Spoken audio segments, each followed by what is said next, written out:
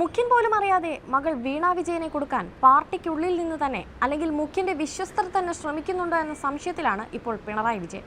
മുഖ്യമന്ത്രിയുമായി ഏറെ അടുപ്പം പുലർത്തുന്ന വ്യവസായ മന്ത്രി പി രാജീവ് അറിയാതെ ചില ദുഷ്ടശക്തികൾ വീണ വിജയനെ ഇല്ലാതാക്കാൻ ശ്രമിക്കുന്നതായാണ് മുഖ്യമന്ത്രിയുമായി ബന്ധപ്പെട്ടവർ സംശയിക്കുന്നത്.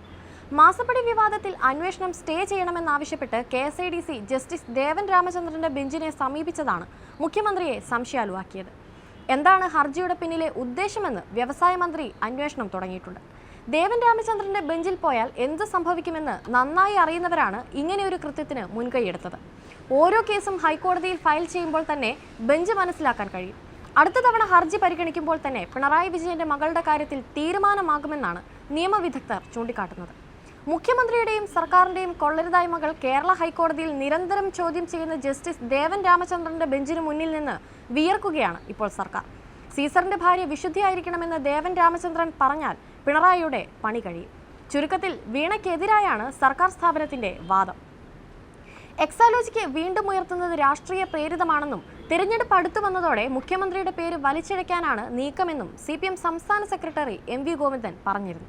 മുഖ്യമന്ത്രിയിലേക്ക് കേസ് എത്തിക്കാനുള്ള ശ്രമത്തിന് പിന്നിൽ കൃത്യമായ അജണ്ടയാണ്. SFIO കേസ് അന്വേഷിക്കണമെന്നാവശ്യപ്പെട്ടത് ഷോൺ ജോർജാണ്. PC ജോർജും മകൻ ഷോൺ ജോർജും BJPയിൽ ചേർന്നതിന് പിന്നാലെ കേന്ദ്രം SFIO അന്വേഷണം പ്രഖ്യാപിച്ചു. BJPയുടെ രാഷ്ട്രീയ ഇടപെടൽ അതിൽ വ്യക്തമാകുമെന്നാണ് CPM പറയുന്നത്. എന്നാൽ മുഖ്യമന്ത്രി അന്വേഷിക്കുന്നത് KSADCയിലെ രാഷ്ട്രീയമാണ്. തനിക്കും മകൾക്കുമെതിരെ സർക്കാർ സ്ഥാപനം നടത്തുന്ന ചടുലമായ നീക്കങ്ങൾക്ക് പിന്നിൽ ആരാണെന്ന് മുഖ്യമന്ത്രിക്ക് കണ്ടെത്താനായിട്ടില്ല. ആരെയും സംശയിക്കുന്ന രീതിയിലേക്ക് വളരുകയാണ് കാര്യങ്ങൾ. KSADC ഭരിക്കുന്നത് സർക്കാർ നിയമിച്ച ഉദ്യോഗസ്ഥരാണ്. സ്ഥാപനത്തിലെ ഉയർന്ന ഉദ്യോഗസ്ഥരെല്ലാം CPMകാരാണെന്നാണ് വയ്പ്. എന്നിട്ടും ഹൈക്കോടതിയിലെ തന്റെ ശത്രുവിനെ ബെഞ്ച് കണ്ടെത്തി കേസ് കൊടുത്തതിന് പിന്നിലെ ബുദ്ധി ആരുടേതാണെന്ന് മാത്രം കണ്ടെത്താൻ മുഖ്യന് സാധിച്ചിട്ടില്ല. മുഖ്യമന്ത്രിയുടെ മകൾ കർണാടക ഹൈക്കോടതിയെ സമീപിക്കാൻ കാരണം ജസ്റ്റിസ് ദേവൻ രാമചന്ദ്രനോടുള്ള ഭയം കാരണമാണ്. മുൻപും ജസ്റ്റിസ് ദേവൻ രാമചന്ദ്രൻ മുഖ്യമന്ത്രിയെ ബുദ്ധിമുട്ടിച്ചിട്ടേ ഉള്ളൂ. മരുമകന്റെ റോഡ് മുതൽ മുഖ്യമന്ത്രിക്കെതിരെ അതിശക്തമായിട്ടാണ് ജസ്റ്റിസ് ദേവൻ രാമചന്ദ്രന്റെ ബെഞ്ച് പ്രതികരിച്ചിട്ടുള്ളത്. വിധവാ പെൻഷൻ അടക്കം നൽകാൻ പണമില്ലെന്ന് പറയുമ്പോഴും സർക്കാരിന്റെ ആഘോഷങ്ങൾക്കൊന്നും മുടക്കമില്ലെന്നും ദേവൻ രാമചന്ദ്രൻ വിമർശനം ഉന്നയിച്ചിരുന്നു. ഇങ്ങനെയൊക്കെയുള്ള ജഡ്ജിയുടെ ബെഞ്ചിലാണ് KSADC രക്ഷ തേടിയെത്തിയിരിക്കുന്നത്. KSADCയിൽ നിന്നും ചതി സംഭവിക്കുമോ എന്ന സംശയവും മുഖ്യനുണ്ട്.